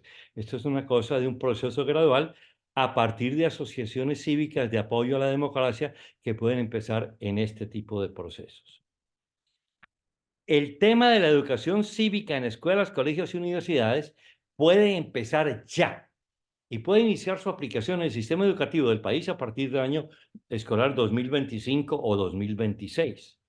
Esa reforma estaría encaminada a lograr que todo egresado de secundaria tuviese una formación ciudadana que le permitiese participar con conocimiento general apropiado en los asuntos públicos no especializados, y a todo egresado universitario participar además en asuntos públicos especializados relacionados con su formación universitaria. Esa reforma no requiere que se logren las otras reformas. Esa reforma en sí empezará a mejorar significativamente el funcionamiento de la democracia y abrirá espacios para el desarrollo de las otras reformas. Permitirá lograr el requisito de idoneidad de los electores para elegir, y avanzará en alto grado el logro del requisito de idoneidad de los gobernantes para gobernar. Entonces, esto es lo que queremos lograr. Esta es la tarea que tenemos que enfrentar. Esta es la situación actual que encontramos. Esto es una visión muy a grosso modo. En el libro encontrarán bastante más detalle, pero de todas maneras es un croquis grande solamente lo que se hace en el libro, porque lo que queremos es abrir el debate y el debate que genera la conciencia sobre qué es lo que está pasando y genera ideas, no solo estas, muchas más, para ver cómo enfrentamos eso antes de que sea demasiado tarde. Quiero recomendarles 3 libros míos sobre el tema que pueden ser de ayuda para ustedes. Esta discusión se puede completar con 2 trabajos, uno de ellos sobre estrategia gubernamental en una nueva democracia y otro sobre liderazgo. Veamos los 3 temas. Primero, el maldito nuevo orden mundial y la democracia 2.0, que es el tema que he tratado en esta conferencia, se enfoca en la visión macro de la gobernabilidad democrática y para todo el conjunto de entidades gubernamentales y la participación ciudadana en el proceso. El otro es la estrategia de gobiernos y entidades públicas en países democráticos en desarrollo, también disponible en Amazon.com, y ya se enfoca en la visión micro a nivel de cada entidad gubernamental, ya para poner los pies en el suelo en una entidad gubernamental en particular. Y tercero, el liderazgo del cambio en periodos de crisis, que examina el problema del cambio y presenta conceptos y guías útiles para los líderes que deben dirigir el cambio. Estos conceptos y guías están derivados de muchas experiencias de liderazgo del cambio, tanto exitosas como fallidas. Los primeros dos libros implican llevar a cambios muy profundos en la sociedad y en las instituciones, y el tercer libro es muy valioso como un elemento para esto. Eso es todo por ahora. Les invito a examinar esto para quienes tengan interés y pronto les estaré colocando otra videoconferencia donde ya voy a elaborar con mucho más detalle sobre la democracia 2.0. Ya partiendo del diagnóstico, ya entraré en elaborar punto por punto todos los elementos de democracia 2.0 que aparecen en el libro. Espero que para ustedes haya sido una presentación valiosa y eh, espero verlos pronto en otra oportunidad.